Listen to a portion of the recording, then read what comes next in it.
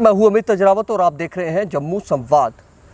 Jammu Kashmir reorganisation act जब बना तो उसमें हमने देखा कि जो इंडियन पिनल कोड के कई ऐसे एक्ट थे जो जम्मू कश्मीर में एप्लीकेबल हो गए, लेकिन अभी एक ऐसा एक्ट है जो जम्मू कश्मीर में लागू नहीं होता है। तो ऐसे में क्या कहा जाए कि क्या कोई चूक हुई है या किसी का उस ओर ध्यान नहीं गया है। वो आईपीसी की धारा सेक्शन 18 है। अब इस पर पूरा मामला है क्या, ये युवा एक हैं मेरे साथ इस वक्त, वंश शर्मा, जो कानून की पढ़ाई इस वक्त कर रहे हैं और इन्होंने ही इस मुद्दे को उठाया है और ये पढ़ाई कर रहे हैं। चूँकि इंटर्नशिप भी सुप्रीम कोर्ट में कर रहे हैं तो इन्होंने इस बात को लेकर, इस मुद्दे को लेकर लॉ कमीशन को भी एक चिट्ठी लिखी है कि इस पर जो है देखा जाए आखिर क्या वजह है कि जो इंडियन पिनल कोड का जो एक्ट है वो जम्मू कश्मीर में नहीं लागू होता। और मैं ये बताऊं कि वो एक्ट अगर नहीं लागू होता उसके लिए काफ़ी दिक्कत हो सकती है, क्योंकि जम्मू कश्मीर में अगर कोई फॉरेनर यहाँ पर आते हैं, अगर वो कोई क्राइम करते हैं, क्या वंश यही है? अब थोड़ा सा ना मामला आप खुद बताइए कि बेसिकली है क्या जी। तो जैसे कि आप सभी जानते हैं कि जब आर्टिकल 370 एबॉर्गेट हुआ था तो उससे पहले हमारे यहाँ पे रणबीर पैनल कोड अप्लाई होता था। हाँ। उस समय सेक्शन 1 जो है उसमें लिखा था कि इंडियन पैनल कोड जो है वो पूरे इंडिया पे लागू होता है excluding state of Jammu and Kashmir. और सेक्शन 18 में इंडिया की डेफिनेशन दी थी। हर एक्ट की इंडिया की अपनी डेफिनेशन होती है। इंडिया की डेफिनेशन में उन्होंने उस समय भी जम्मू एंड कश्मीर को अपनी टेरिटरी से एक्सक्लूड किया था। तो सेक्शन 1 और 18 दोनों जे.एंड.के को एक्सक्लूड करती थी आर्टिकल 370 की अबॉर्गेशन से पहले। हाँ। लेकिन जब आर्टिकल 370 अबॉर्गेट हो गया, जब हटा दिया गया, तो उस समय स्टेट रीऑर्गेनाइजेशन एक्ट लाया, जैसे कि आपने बताया, और 153 लोकल एक्ट्स रिपील कर दिए गए, हटा दिए गए। कुछ सेंट्रल लॉज अप्लाई किए और हमारे कुछ जो लॉज हैं वो रिजर्व कर दिए गए, वो भी लागू होते हैं हम पे। तो अब स्टेट रीऑर्गेनाइजेशन एक्ट के अकॉर्डिंग अब सेंट्रल लॉज को अप्लाई करने के लिए हमें कुछ अमेंडमेंट्स करनी थी सेक्शंस में। ठीक है। तो उन्होंने सेक्शन 1 को तो अमेंड कर दिया जिसमें एक्सटेंट बताया था कि कहाँ तक एक्सटेंड होता है ये एक्ट, लेकिन सेक्शन 18 को जिसमें इंडिया की डेफिनेशन दी है उसको अमेंड करना भूल गए। तो अगर सेक्शन 18 की अगर हम अभी भी इंडिया की डेफिनेशन देखें तो वो कहता है India means a territory of India excluding state of Jammu and Kashmir. Section 18 की, सेक्शन 18 में इंडिया की डेफिनेशन दी है और वो अभी भी स्टेट को एक्सक्लूड करता है। आप बता रहे हैं जिसमें रीऑर्गेनाइजेशन एक्ट, उसमें भी ऐसा ही जी। उसमें एंट्री 48 है रीऑर्गेनाइजेशन एक्ट में, उसमें सिर्फ सेक्शन 1 का उन्होंने मेंशन किया और सेक्शन 18 का मेंशन उन्होंने कहीं नहीं किया।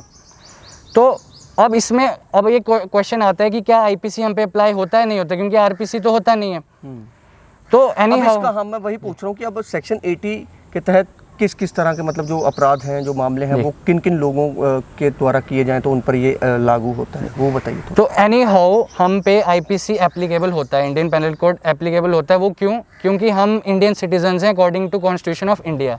आर्टिकल 1 में जे.एंड.के को इसका पार्ट बताया गया है और हर सिटीज़न पे आईपीसी अप्लाई होता है। लेकिन उनका क्या, जो इंडियन सिटीज़न नहीं है, जो इंडियन सिटीज़न नहीं है, जो एलियन एनिमीज़ हैं, जो फॉरेनर है, वो यहाँ पे क्राइम करता है आके, तो क्या वो प्रोसिक्यूट होगा? तो ये एक कंफ्यूजन के तहत होना है, इंडियन पिनल कोड के सेक्शन के तहत होना है। ठीक है, क्योंकि सेक्शन 2 में बताया गया है punishment of offences committed with in India, और इंडिया की डेफिनेशन एक्सक्लूड करती है जे.एंड.के को अभी भी। तो हम पे तो अप्लाई हो रहा है क्योंकि हम सिटीजन हैं इंडिया के, लेकिन कोई फॉरेनर या एलियन एनिमी आके यहाँ पे कोई भी हीनियस क्राइम करता है, मर्डर करता है, कुछ भी करता है, तो ये कन्फ्यूजन क्रिएट हो जाती है कि क्या, एक एनालॉजी क्रिएट हो जाती है, क्या उस पर आईपीसी एप्लीकेबल होगा। तो इसको लेकर मैंने एक लॉ कमीशन में एक रिपोर्ट भी भेजी है कि इसके एनालॉजी जो कन्फ्यूजन है इसको क्लियर किया जाए। तो मतलब वंश मुझे ये बताओ कि अब इसको किस तरह से, मतलब ये क्या किसी चूक हो गई होगी जब रीऑर्गेनाइजेशन एक्ट बनाया गया, उसमें उसको लेकर उस समय कोई ध्यान से निकल गया होगा, या फिर क्या किस तरह से ये रह गया, मतलब ये सेक्शन किस तरह से रह गया? जी देखिए, मेरी इंटरप्रिटेशन के अकॉर्डिंग एक लेजिस्लेटिव मिस्टेक है। ठीक है। तो अब इसको अगर रेक्टिफाई करना है तो इसके लिए एक बिल पेश करना पड़ेगा पार्लियामेंट में सेक्शन 18 को अमेंड करने के लिए। साथ में ही हाई कोर्ट या सुप्रीम कोर्ट इस पर डायरेक्शन दे सकता है, तो वो लेकिन हमें इस पर जल्द से जल्द करना चाहिए ताकि इससे पहले कोई ऐसा अभी तो समय काफ़ी हो चुका है। जी ऑर्गेनाइजेशन एक्ट आए काफ़ी समय हो गया। वो तो मैं भी लॉ स्टूडेंट हूँ और नेशनल लॉ यूनिवर्सिटी सोनीपत में पढ़ रहा हूँ, तो मैं जब इस सब्जेक्ट को देख रहा था तो मैंने ये चीज़ ऑब्जर्व की। ठीक है, तो अभी किस तरह से ये, अब मतलब आप कह रहे हैं कि बिल पेश करना होगा, उसके लिए तो पार्लियामेंट की ज़रूरत है, तो अभी तो सेशन तो चल नहीं रहे हैं, तो जी। फिर अगर उसके अलावा कोई और है कि कोई कोर्ट के थ्रू या सुप्रीम कोर्ट या हाई कोर्ट के थ्रू ये इसे लागू किया जा सकता है यहाँ पर? जी, सबसे पहले तो अगर पार्लियामेंट सिटिंग में नहीं है तो एक ऑर्डिनेंस पास कर सकते हैं प्रेसिडेंट के थ्रू। ठीक है, और सेकंड तरीका ये है कि हम हाई कोर्ट में जाके एक PIL फाइल कर सकते हैं कि एक एनालॉजी क्रिएट होगी, इसको आप डायरेक्शन दो या रिकमेंडेशन दो सेंटर को कि ये क्लियर करे। यहाँ सुप्रीम कोर्ट में भी हम कर सकते हैं, क्योंकि हाई कोर्ट और सुप्रीम कोर्ट के पास लेजिस्लेटिव पावर्स होती हैं, ठीक है, उससे नीचे डिस्ट्रिक्ट कोर्ट्स वगैरह के पास नहीं होती हैं। ठीक है, तो अगर वो इस चीज़ को क्लियर कर दें तो शायद काफ़ी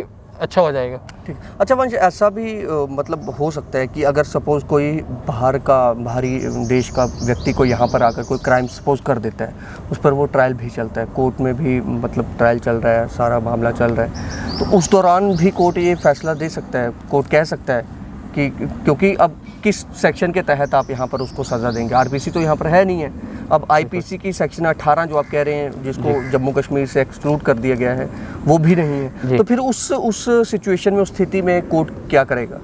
उस स्थिति में कोर्ट को वही एक अगर ऐसा कोई केस उनके सामने आता है, मतलब एग्जाम्पल के तौर पर मैं जी, तो ये लेजिस्लेटिव पावर्स जो है ना, अगर किसी सेक्शन को उनको अगर स्कोप बढ़ाना है तो वो हाई कोर्ट या सुप्रीम कोर्ट के पास है, उससे लोअर नहीं है। जैसे सेशन कोर्ट इस पे IPC में कोई चेंज नहीं ला सकता, ठीक है, तो यही ये हाई कोर्ट के उसमें ही, जी ठीक है, उनके पास। तो अभी आपने लॉ कमीशन को क्या इसमें क्या क्या चीज़ें लिखी हैं? मैंने सब ये सब बताया है कि पहले 370 था, तो अब ये अगर आपसे कोई मिस्टेक हो गई है तो इसको जल्द से जल्द रेक्टिफाई करें या जो भी है इसमें किया जाए, ताकि कोई एक बड़ा क्राइम होने से अगर रुक सके है तो रुक जाए।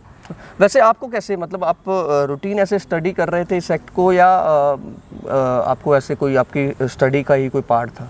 जी जी, होता ना कि अब आप पढ़ाई कर रहे हैं कानून की, तो आपने कहा कि चलो मैं बुक पढ़ लेता हूँ, एक्ट पढ़ लेता हूँ, या वैसे पता चला या रूटीन स्टडी का पार्ट? जी बेसिकली अभी तो मैं सेकेंड ईयर में हूँ, तो थर्ड ईयर में मेरा IPC था, तो मैंने सोचा कि देखते हैं कि इंडियन पैनल कोड जो कि हमारा मेन एक्ट है क्राइम से रिलेटेड, इसको देखा जाए, तो मैंने उस टाइम पे ये चीज़ ऑब्जर्व की। ठीक है जी, चलो, चलिए बहुत बहुत शुक्रिया।